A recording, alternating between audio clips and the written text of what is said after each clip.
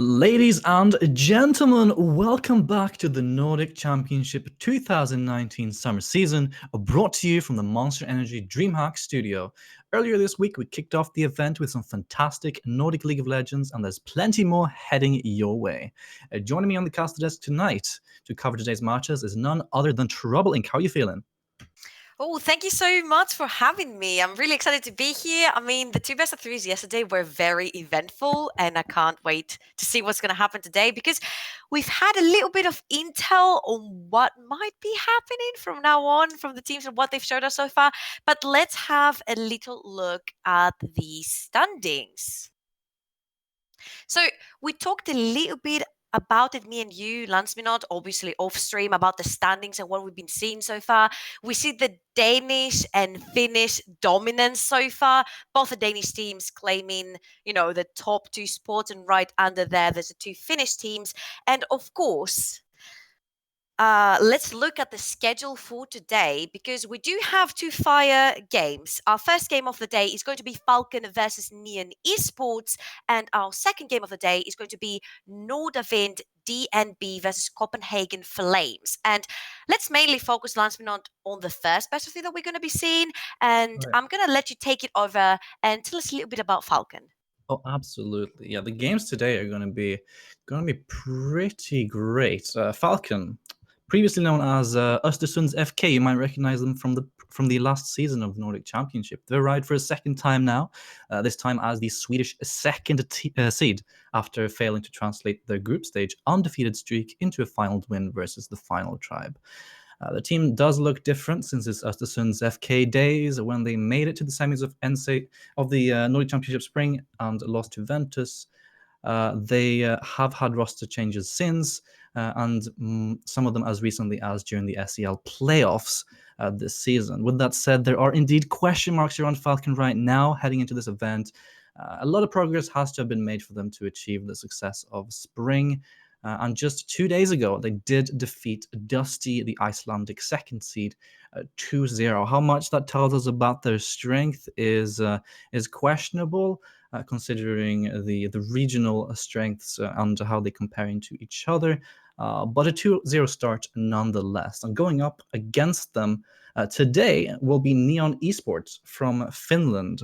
Troubling, tell us a little bit about that. Which I'm going to continue on the same train. They've also had a pretty, let's say, convincing win because they did take it 2-1, but it was versus a more, let's say, the lesser teams of the tournament. We know that the Icelandic teams are generally not up there in the standings, and we're going to wait to see what Neon can do today versus the Swedish team, which is Falkn. Of course, Neon is going to be Hammer in the top lane, Rain in the jungle, Yamiru in the mid lane, Azita and Tiara in the bot lane. And the bot lane plus mid lane have been new additions to the team from the previously Finnish known team, Nariki. So yes, we have got a lot of experience packed into that Neon lineup, and it's going to be super interesting to see how they match up against Falkn, because obviously they played some in the EU Master play-ins, and they have top Nordic experience. And as we head into picks and bans, a little bit of a predictable removal there. Kiana taken away immediately, as well as Yasuo away from Falkn with a top lane focus against Aoi Haru, targeting Camille and Kennen. Trouble Link, what do you think are must bans in the current meta? Well, in the current meta, you pretty much want to get completely rid of picks that can actually flex too much. I was about to say exactly like the Aatrox. Sometimes you do take out the Aurelia as well, but of course you have to take power picks out, such as the Kiana, Sivir, or Lux. Lux has been a really questionable pick, I have to say, because now with the addition of the Aftershock, you max in W. Yes, it has seen some recent nerfs on the W, but it's still a very viable pick. And together with Sivir, they're making this very hardcore push bot lane that you can't really defend against, and you're also really prominent to getting dived under your tower since they have all this push pressure, they have all this poke, they have all these binds, the shields. They're the easiest, let's say, bot lane to play at the current meta. What I want to really touch on, though, is a few picks that Falcon does have in the team that could be flex, such as the Fiora. We've seen it played by Darkness in the mid lane and in the top lane by Cries as well. This time, though, they're going to choose to go with the Tam Kent and the Nico. And I'm assuming, from what I know so far in my research, that Cries really praises that Nico AD top lane. Nevertheless, it could be a flex pick for mid as well. It could absolutely be a flex. We saw some both on hit and glacial augment Nico back on Tuesday, but absolutely, Kreis did play that Nico on hit in the Swedish regional finals, I believe, and is well practiced on this pick. We'll see that Yumi lock-in early on, very high priority, has been permabanned throughout the tournament. And there is that flex Karma, which has shown some prominence up in the top side, apart from the obvious possibility of going mid. And paired up with that Yumi is the Ezreal. A ton of safety, a ton of security, and you can get away with a lot. And that's an interesting lock-in here. Sona. Now, Sona, what do you think about the possibility of a Sona Tom Kench lane trouble? I think it's most likely to be a Sona Tam Kent lane in the bot lane for Falcon. I don't see Sona working as support generally in this meta. But what I'm seeing in general from both of the teams is that they really just want to go low profile in the bot. And they're like, all right, guys, we're going to pick the Ezreal Yumi, one of the safest lanes in the entire planet, put them down the bot lane. And what does Falcon reply with? They're like, you know what? If you're going to be farming for most of the time in the bot lane and you're going to put a Karma in there, well, maybe we should scale as well. So they put the Tamkins and Sona in the bot lane, a scaling bot lane as well, but very safe as well. You've got the Crescendo, you've got the Devour by the Tamkins. So what I really want to see from both of these teams is a really hard carry. I'm expecting something like maybe the Fiora for the side of Falcon. We've seen him play that, and Azia, just like something with very heavy damage being picked, maybe a Kindred. There we go. Instantly, the second I said it, Kindred being locked in for Skedden in the jungle. And with all this protection, with all this shielding, with all this, let's say, defensive kind of composition, you do want to see generally some sort of carry being locked in. This time, it's in the hands of Skedden. Oh yeah, Falcon are just locking in safety tools and nope buttons. It seems with that crescendo, the Kindred ultimate, the Nikos, the Devourers. You said it.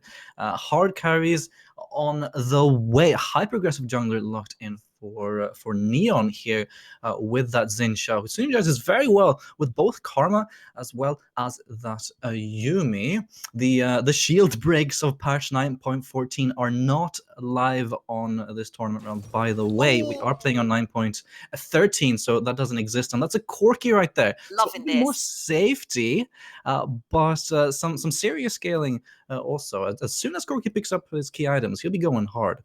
But That is a potential absolutely fantastic drafting here by Neon Esports, because that Yumi could be following Zinzao all over the jungle. You could be going mid to give pressure to your Corki. You could even be going top with the Yumi. And Ezreal is generally a laner that doesn't really need much help. And on the other side, yes, you do have the Tamkin Sona, but at the start of the game, they don't really do much. They can't really dive you. Kindred cannot really get in there pre-level 6. You don't have the ultimate. So I find it really clever from the side of Neon to pick the carry in the mid lane and have all the shielding, all the healing happening. On the other side, though, they're like, all right, you want to put the Corki in the mid lane? We're going to put pressure down with Skedden on that ADC and Talon in the mid lane. So Falcon bringing an assassin into the play.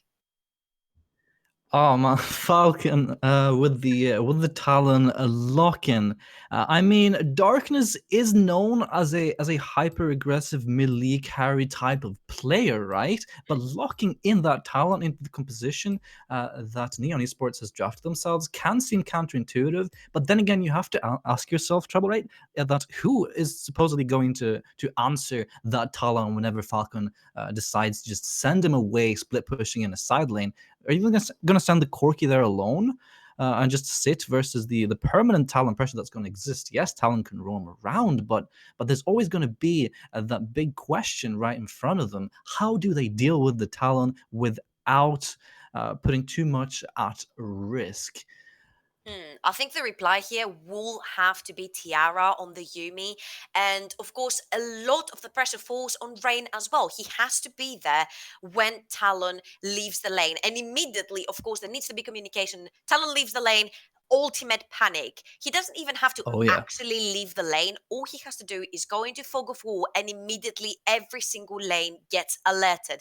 That means less pressure. That means less lane pushing. That means instant lane prior for the side of Falkn, which could result in Drakes, in Rift Heralds, in a lot more CS. Because if Neon Esports has to play defensive and scared whenever that talent goes slightly into fog of war, then that gives priority to the Kindred to be able to get in and get more of her stacks, to be able to sneak this Drake. And let's talk about a little bit of the objective power and pressure that both of these teams have. Look at all the AD that they have in both of the teams. This is really extremely fast objective taking teams. And when you have the prior for the side of Falkn, this could really turn the match into your side. On the other hand, you do see that Yamiru is running the teleport in the mid lane, so he doesn't necessarily looking to fight the Talon in the mid lane and push him back. He's just looking to stay alive, farm as much as possible, get that Trinity, get that rapid fire, and then try to follow the Talon around with the teleport and probably turn some fights around. I wanna step a small step backwards and go back to that point you made about Talon disappearing into fog of war and how that alerts the entire team. That obviously has the consequence of have to prioritize early game warding around his potential roaming paths, and that in turn could perhaps make it so that the neutral objectives will perhaps be a little bit harder, because if Falkn are heavily warding for the Talon around that bot side, do you think perhaps that it could bring unwanted consequences for Heden if he decides to go for that sneaky dragon when Neon decides to ward up that entire area? What do you think?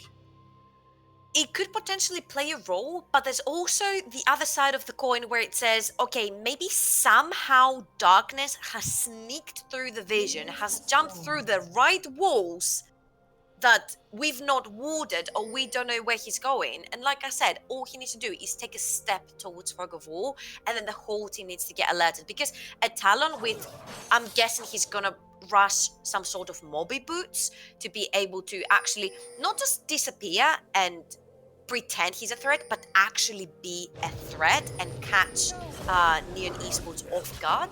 I feel like this is a genius pick from the sort of Falkn. I'm just waiting to see it get into play and work. Oh yeah, absolutely. We have to pay a little bit of attention to this Talon pick and just how much it affects the rest of the map. Now, as for the early game, no real early game shenanigans going on. Defensive starts all along. There's a small scouting ward on the side of Neon around the Falkn Raptors, and both Heden, meanwhile, in the mid side. Hang on, early game gank. A flash forward from both jungler and mid. And that is that first blood. Quickly going over to Yamiru with the assistance of Rain. How's the Talon going to affect the map? Well, first blood to the enemy team seems to be the answer. I was about to tell you, you're wondering how to shut down the Talon, how you can prevent him from getting his early mobility boots and roaming all around the map. Well, I'll tell you. You get Rain Zinzao into the mid lane, you blow both flashes from your jungler and your mid laner if you're Neon Esports, and you shut down darkness. Now look at that. Corki is sitting in the mid lane with 14 CS up, pushes the wave in, he's gonna back by, and now he's gonna have the advantage into the mid lane. He will be able to 1v1 the Talon, and this negates all the pressure that Falkn had in mind with this pick. Meanwhile, in the bot side, Flash Force once again. Heden comes in for the gank. Azator is gonna go down to that Kindred gank. Lancer wants a little bit of a lick onto Tiara. I feel like the cats, when they clean themselves, can lick their own body, but Lancer wants to have a try. Yeah. Azita literally got licked to death. Skedden was like, hey, you know what? I want a piece of that. So he goes and he's like, sorry guys, let me assist you, take the kill.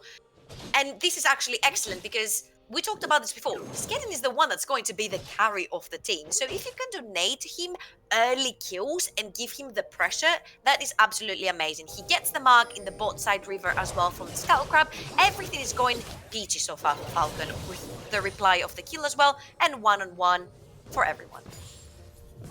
Yeah, it's all about weird, and it seems for Falcon, he did affect that bot lane quite nicely. Managed to build up a cheeky way that they can push in. However, it's quite difficult to really force an Ezreal to hurt that much when they run that teleport. Will be able to just TP back to lane and soak up much of that. So it could have been worse for Neon Esports, but. I mean, they at least get the consolation prize of soaking up that a big wave, for sure. It was really clever from the side of Lannister because he used his Stun Lash onto the Ezreal. Then if you use it on the Yuumi, then Yuumi can attach and clean all these debuffs off of her. But Azita cannot do the same onto the Ezreal. Has to burn his flash and ends up going down and using his teleport. That's another lane when you can repeat gank and get even more ahead than the enemy jungler if you're Skedden here. And look at him, he's like sitting in the top lane and Haru. Yep, there he is again. Haru is caught out by Hueden, but the karma root is just too strong. Christ, I don't think he's going to go for this. The red buff is on, but surely he won't fall for that. Not at all. He's perfectly safe for now, but we'll have to TP back.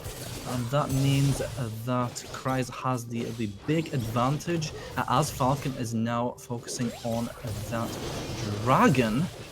Super fast reply. Yeah, super fast. The cross map is very real. Absolutely. So also loving the fact that Haru did not have to burn his flash in the top lane, because once he did that, he would be prominent to more ganks from Skedden. That would have been easy peasy managed Skedden to go back into that top lane and try to get himself ahead. But right now, Haru stays alive and Neon Esports reply with a Mountain Drake, and we talked about the power of a double ADC composition that has no objectives, but mid lane. I thought mid lane. Both Rain and Hueden come in, but that's a beautiful, beautiful counter gank there. The awareness from Neon to counteract that movement right there is just enough to dissuade any sort of action. And yeah, you're right. With Haru saving the flash up top, micromanaging the HP, knowing exactly how much he can take, it's very important. But we talk about the double AD composition of Neon.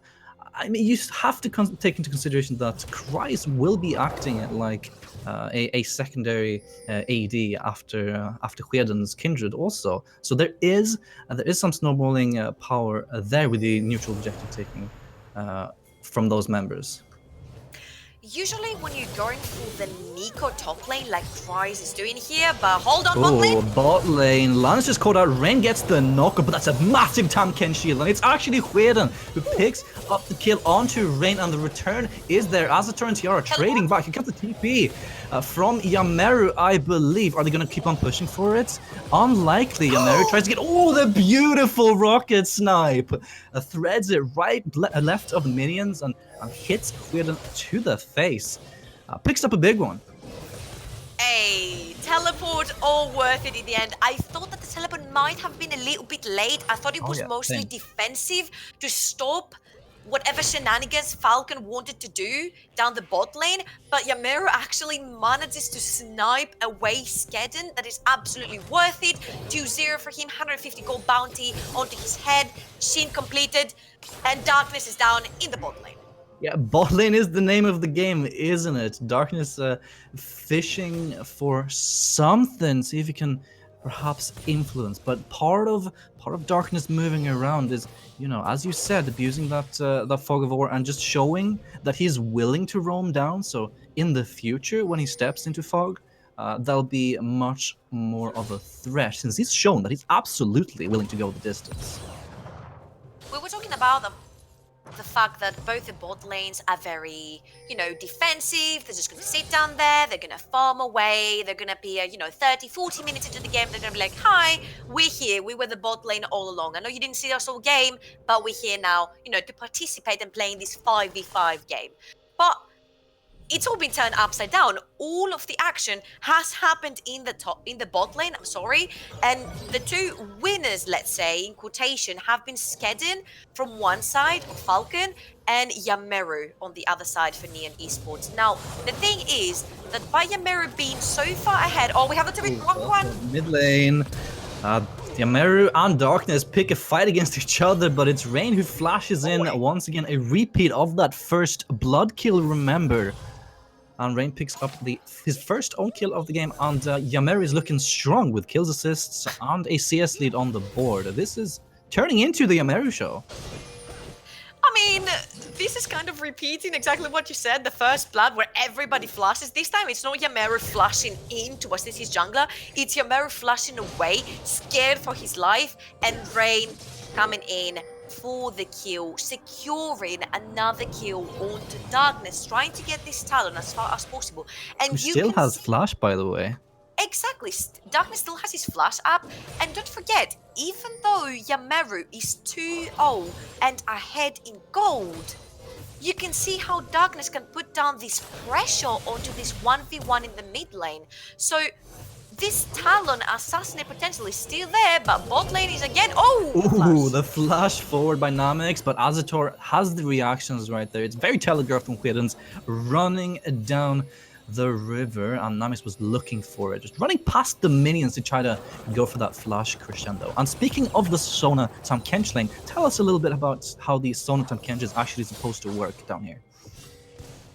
Well, basically, it's sort of like a Sona Taric lane. You try to have the most protective support you can for your Sona. Here comes the package! Yameru, what a beautiful final chapter coming in there, rooting up Lannister. He managed to flash away, however, but Namix sits inside of the Kindred ultimate. Big cries Nico ultimate coming in also after that teleport down there.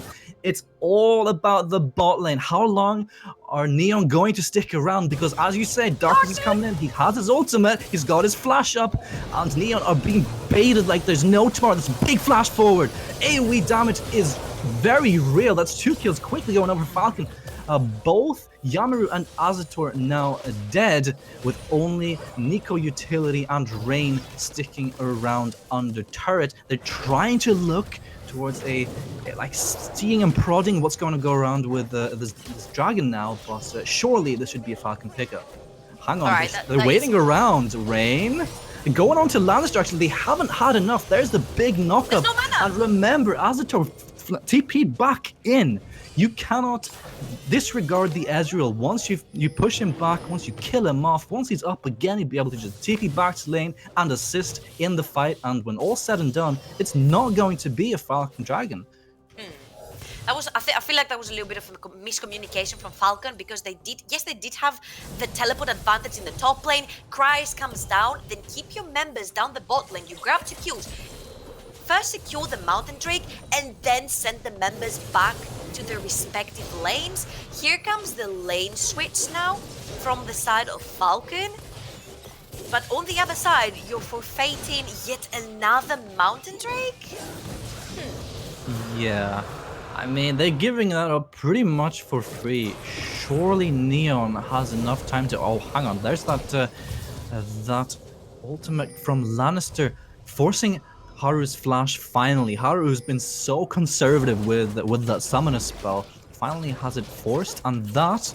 You said that the dragon was forfeited, but that top lane rotation on the flash forced is going to translate into a Rift Herald. 2 days ago, when we watched some of the teams that played there, they were very conservative with the activation time of Rift Herald, waited for quite some time before forcing it, sometimes even past the plates despawning. Where do you think is the point of focus for a potential Rift Herald now? I mean, he was going towards the top side, so maybe if you sit around and push another wave, you could potentially drop it up top and get some plates there, but he prefers to give the extra gold to Darkness. Oh, they're trying to empower this talent as much as humanly possible. Oh, We'll be Rain able to coming share in. some gold here with the plates, but Rain is waiting in the wings. And meanwhile, top side, a little bit of a trade coming in. And the both top laners have switched down to the bot as we see it. Cry's picking up that crucial Berserker Greaves, but yeah, the Gauntlet coming in from Haru should negate some of that action. But yes, the Herald being popped mid lane, securing some plates, beautifully answered by Rain though, to dissuade any more of a Oh, push in case they're darkness. greeted. Meanwhile, That's a bot 4-man side, top. yeah, the big slow there from Haru. The Gauntlet is proving to be quite valuable. But Christ juked them to the left side. I don't think he'll be able to get away though. Surely they're pinging for assistance. Actually, Neon now. Turret plates are down, and Azador finds himself in between a rock and a hard place as Hueden comes in, dashes in, and gets the pickup. Kreis is still running. Oh no, can he juke them again? I don't think so. Surely he dies here. It's Haru finally picking up the kill, but they will pay for it with a top lane turret going over to Falkn. What a cheeky performance there by Kreis. I mean, there's so much back and forth in literally the last 30 seconds of the game. Falkn groups up as 4 members to go towards the top side where the bot lane of Neon Esports is, and Tiara and Azatol really fell for it because they really thought it was just darkness, and then they tried to back off. Skaden gets another kill off of that. Now he's on 4-1. I feel like this is a very, very strong Kindred, and mind you, we talked about that. Skaden is the carry for Falkn, so if you want to have somebody fed in your team, that is the member. Bot lane has not really died apart from one death on Lannister, another one defender mid lane tower. Yeah, they're trying to defend it unsucceeding, so the poke is very real with Ezreal and Corki, rockets and mystic shots coming in plenty. And that's a successful defense. Now Falkn are on the escape up top with a couple of low health bars. But I don't think that Neon will be able to translate much. They'll be able to push in the wave and perhaps set up some wards. There's some gorgeous ward coverage in the bot side river. They're going for that blue invade, it seems, since that is the point of focus for them. Setting up for that ocean dragon that's spawning in just a few minutes. And there's also a pretty low health bot lane turret on the They're pinging way. it. Neon has already pinged that tower, and Kreis is like, oh, I know you guys are going to come for this tower. It's literally 2 hits away from falling. So he backed off there. And something we haven't really talked about is Haru and Kreis. And the reason you mostly pick a Nico AD in the top lane is either because you have too much AP and you want that AD in the top lane, but you could go for the Jace as well, which in my eyes is much more powerful right now. But Kreis has really been loving the Nico AD build, and we've seen him play it a lot in the Swedish Esports League in the finals as well, 2 games. And here, it hasn't really been paying off that much because the Nico AD is great on the side lane, but hold on, they're ganking Haru. Tom Kenchel coming in once again. Do they have the positioning to tower dive here? It seems so. Yeah, Haru, there's nowhere left to go. Con ult W is not going to be enough. Doesn't even use it. It's a 5-man gank. And there's no real response from Neon here, apart from perhaps they're trying to ping the dragon, but surely they should attempt to at least dissuade the bot lane push, but it seems to be a little bit of a semi-base race as both teams focus inner turret, and they will try to make this into a trade of turrets instead of only losing one objective. But it won't only be one objective, because surely Falkn are in a position to also grab that ocean dragon on the way out, and I don't think Neon are going to push further. Actually, they might collide don't hold here. Your breath, yeah. Yeah. Look at the pathing of Rain. They're sort of pincering in with Yamaru down in the bot side, but who's catching who, really? Because Yamaru is a little bit too far ahead of his team. Yep, beautiful flank there by Hueden. Gets the slow, but teleport comes in from I believe, Haru. That's a big fight coming in already. Man, this is so volatile. They're topping each other's shoulders. They all absolutely split up. And Hueden dodges out on the Howling Projectile, but finds several members. Meanwhile, Rain picks up a kill on the side, solo versus several players. How does he even pull that one off? They're going to continue in. Final chapter used on a Nico clone, unfortunately. But I mean, that's still 2 kills for Neon, and they're the clutch big pickup onto Namix and Hueden. The defensive tools, the shielding, the healing, and the DPS is not going to be there, and neither is the smite. So that's a free dragon going over to Neon.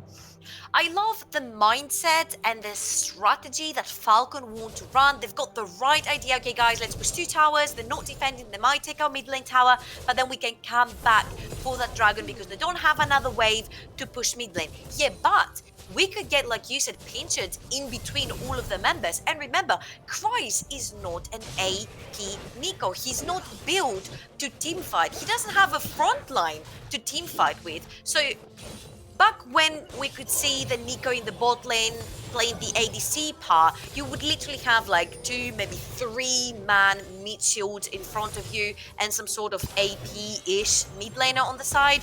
Right now, Kreis has no one. He's literally a split push gun, and you can't really force these 5v5s if you're Falkn with Kreis. Kreis needs to be on a side lane. He needs to be threatening to take a tower, an inhibitor tower, an inhibitor itself, and then you can maybe force a fight and pull some teleports and go all over again. So basically, Falkn need to play that defensive game until Kreis can crack the base open. This is why you have the Tamkens, this is why you've got the Sona, this is why you've got the Kindred. Yes, you can put down the pain, and yes, your Kindred is ultimately fed, but nobody can dive you. So play the 5v4 game underneath your tower and let Kreis do his thing.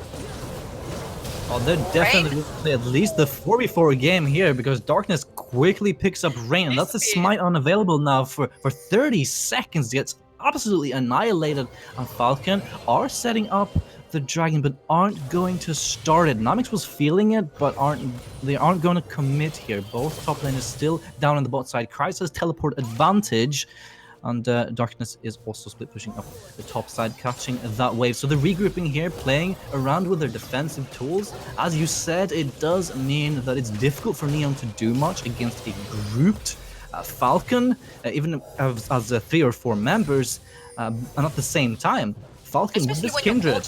Yeah, Meru is your primarily AD force in the team, because this Ezreal is mostly gonna go that, you know, mixed AP-ish build. You've got your Trinity already completed, you've got your Infinity Edge completed on Yameru. But remember that Yameru has to be on the side lane because he can beat Kreis on a 1v1. On the other hand, you also have Haru split pushing. So if you combine all the members of Neon Esports together, I'm pretty sure they can take down Falkn in a 5v4. The thought also has to be on Kreis. Where is Kreis? What is he doing? How many objectives can he get until we can engage and take a member of Falkn down? Because it's not really easy with all this shielding, and you've got the Devour from Tamkens there, ultimate heals from the Sona, and of course the Kindred ultimate. Yeah, absolutely. And it's kind of difficult for Kreis to really do much, since he has to push in so far into the base of Neon, putting him here we go. at a very susceptible level. And actually, it's Neon who's starting that Baron, and Falkn are positioned nicely to the east side. Kreis is moving in, but the Baron is down at 4k HP already. Here comes the TP, and there is that teleport forced, and they will have that advantage for about 6 minutes. And that was perfect. That's exactly what they have to do. Because next time they do that, Kreis will not be able to join. And what they're forcing Kreis to do now is to group. Oh my god! Big final chapter there, but the crescendo in response takes out the Yumi while she's detached. And that's the support down. That's a big team fight tool now dead.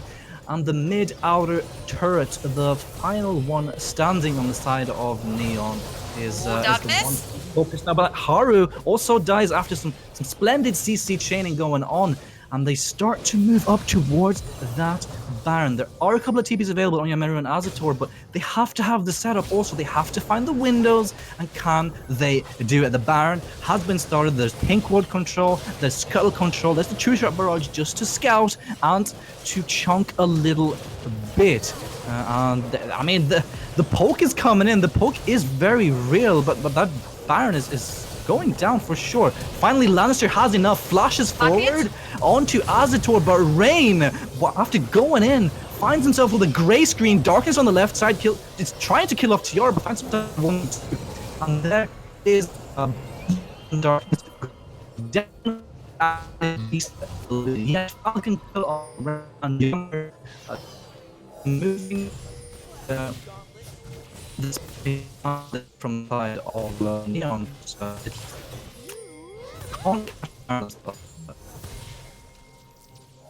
I have issue internet also in my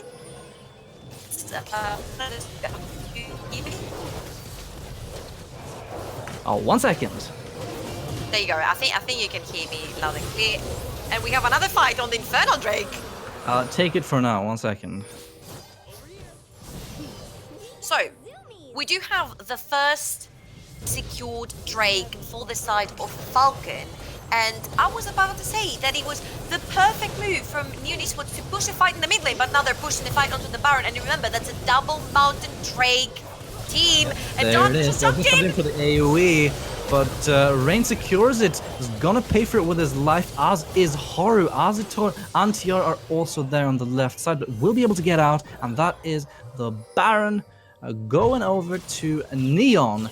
And surely they should be able to respond to a lot of these Falkn pressure down in the mid side with some Baron buffed minions, because let's be real, there's not that much wave clear on the side of Falkn, so these minions are going to be obnoxiously difficult to deal with.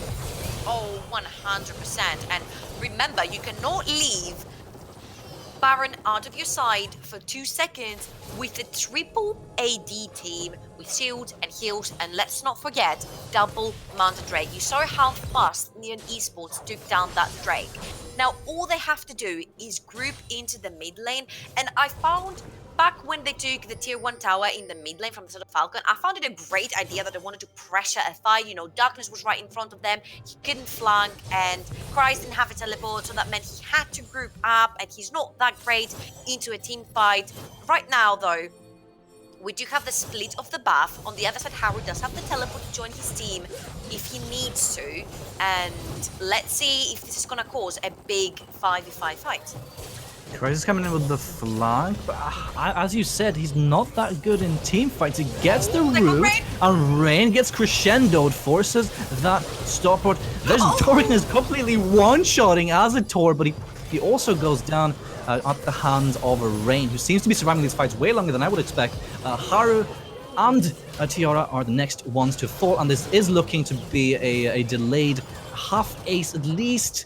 Yameru, can he get away? There's the Tankenshi ultimate, which gets interrupted, or did interrupted himself. Flashes over the wall. Yameru, I don't know, man. I don't think he can truly get away here. But at the same time, Faden is bringing in the top lane minions. Oh, they're going in! Yeah, they're actually definitely trying to push him away as far as possible. But at the same time they're doing this, they're not really wasting time, are they? Because Faden was guiding that minion wave up to the top side to secure them the top inner turret. The last one standing. The map is completely open, and they're ready to assault Neon's base.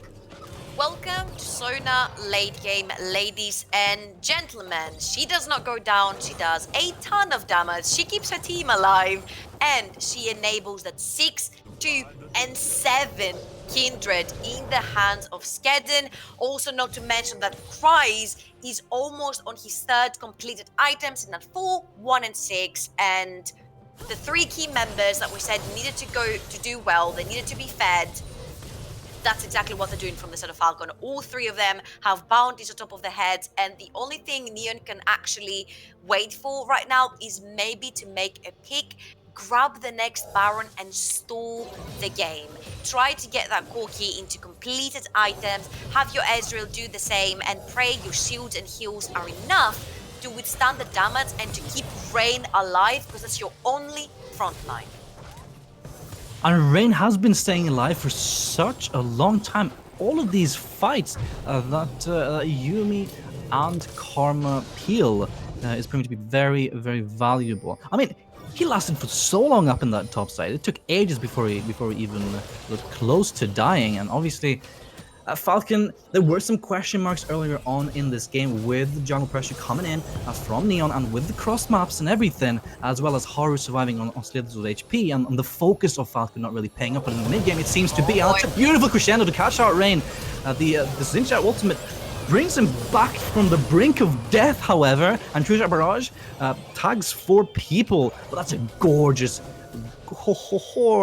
crushing guard there from Xincha. And now Neon are grouping a mid lane. Falkn find themselves on the right side. Gorgeous route onto Haru. The burst onto Namix though. Arcane shift forward by Azator forces him to flash away.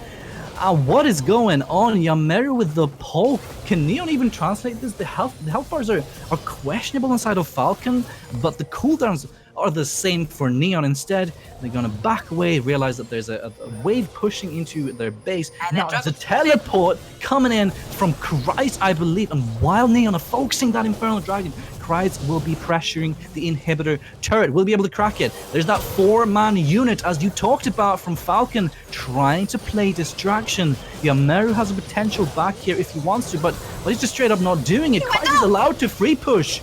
It's actually Rain goes down. Falkn are winning this fight. 4 versus 5.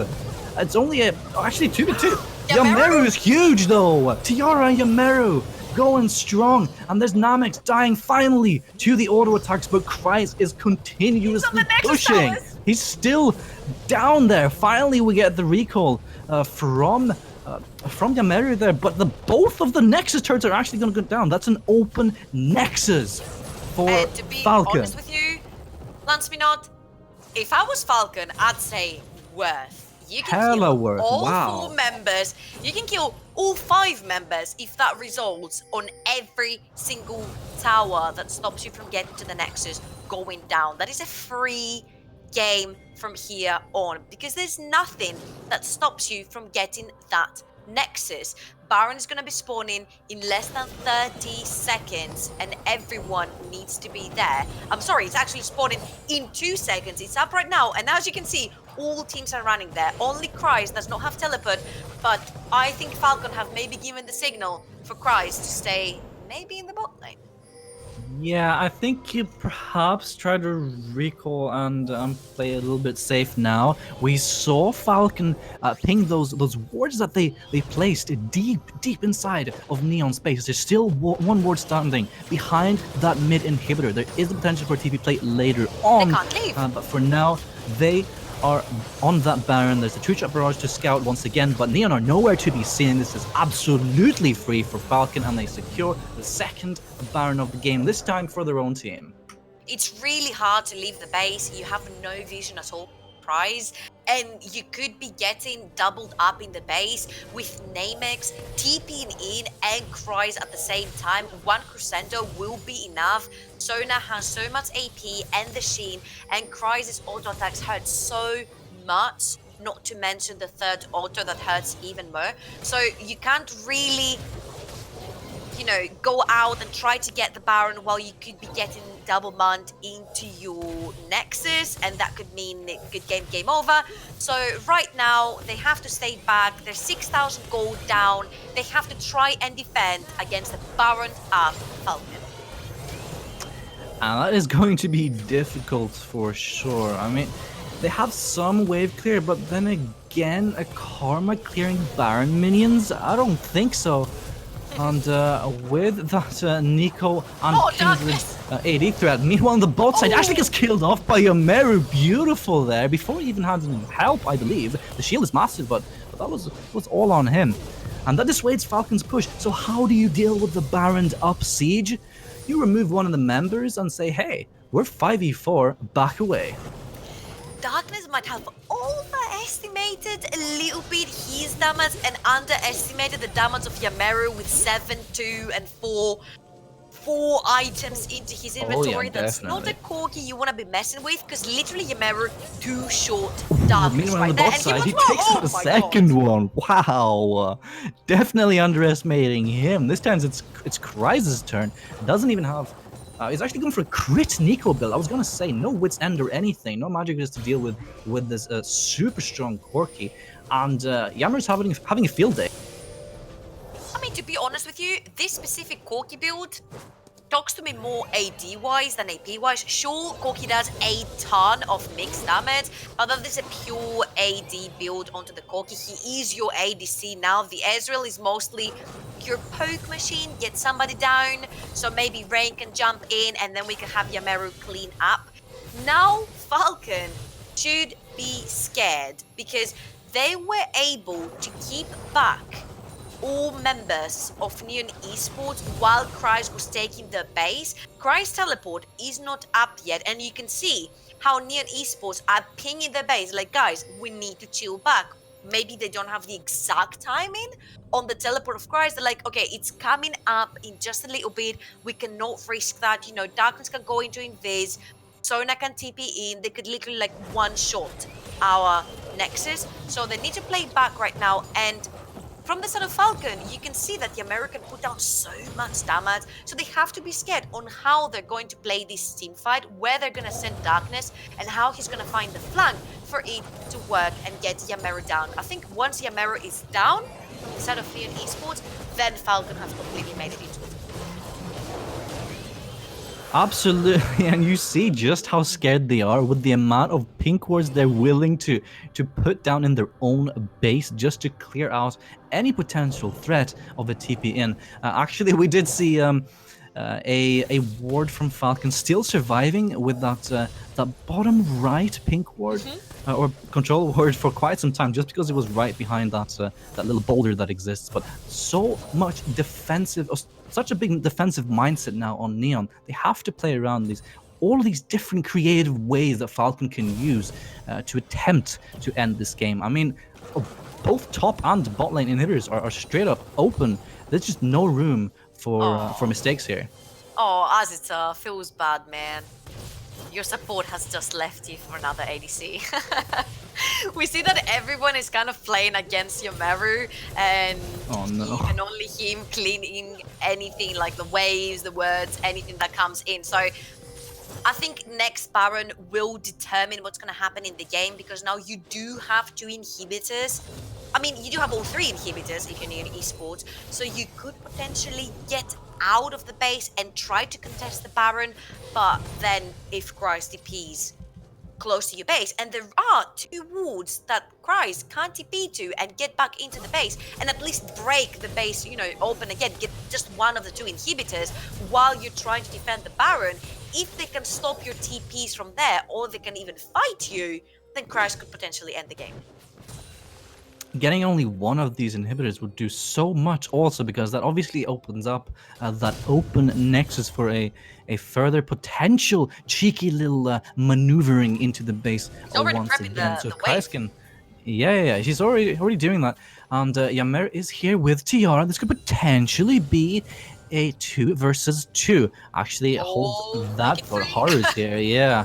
But at the same time, while all this is going on, while Neon is forced on the defensive, they cannot move up into that Baron area. Look at the control that Falkn has established all around Neon's blue buff side of the jungle.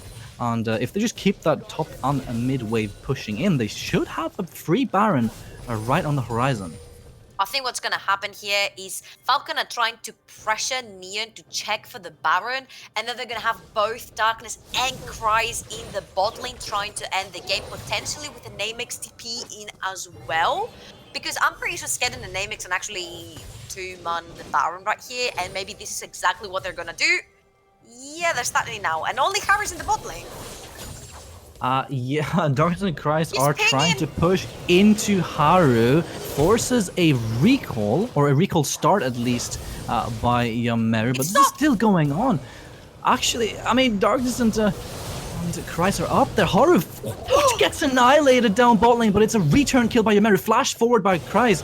It means that he will have his Guardian Angel popped, but the Baron has since been dissuaded, so Neon Esports are doing a fantastic disruption work here. Oh, big crescendo, landing into Asdor. Luckily for him, he still got that stopwatch, and Lannister gets caught in between 4 people, but flashes away, somehow makes it out, but he moves top instead of bot. Is Neon going to chase this. There's the teleport actually coming in from Kindred! Azator, but that leaves the top inhib for Neon right open, and Hueden the goes in TP! for it. This He is cancelled it! going to be a base race, isn't it? Hueden, surely Neon has to go back here. He's looking for it. The Nexus is at 50% HP, and Lancer played enough disruption that Hueden can actually end the game. This is Kindred ultimate, and that is going to be it. On the backs of permanent over and over split pushing, Falkn take the first game against Finnish Neon. Ooh, all right, Falkn. All right, we see loud and clear. Split push is the name of your game. We see it. Neon felt it in their skin, I'm pretty sure. Like, we knew that if this game was going to end with Falkn being the winners here, it was going to be due to split push. And congratulations on that 1-0 in this best of 3. Yeah, they're looking fantastic for sure. A creative composition here. You talked a lot about the fact that a hard carry had to come out from this Falkn lineup, and it was Hueden, while Cries and Darkness. Yeah, it absolutely happened. Cries and Darkness obviously playing as much disruption as they possibly can. The split push working out for them, but you have to also give it to Neon, who played around the situations that they were given so well. Yamaru on this Corki having such a large impact on the delay of the game that they managed to hold on for a surprisingly long time. And yes, he even broke up the long-standing support duo of Azator and Tiara, saying, Yumi, you better hop on to me. Yeah, there was a little bit of a lack of a front line, I'm afraid, for them. Yes, they had the shields. Yes, they had the heals, but you don't have anything like a Sona Tamkens that Falkn did on the other side. So your Corki was a little bit exposed. He couldn't really get into the fights. Then you had to actually... They had a really unfortunate fight where the base is completely opened by Cries, and from then on they had to play so conservative because one wrong move and the Nexus would go down. And you saw it right here. Great play from Lannister, interrupting Yamaru's teleport back twice there and allowing Skidden to finish the game. And there we have it, ladies and gentlemen. That's Neon Esports falling at the hands of Falkn's TPs, split pushing, and creative shenanigans. Let's see if they can close it out to 2-0 or if Neon will strike back after these ads. Don't go anywhere.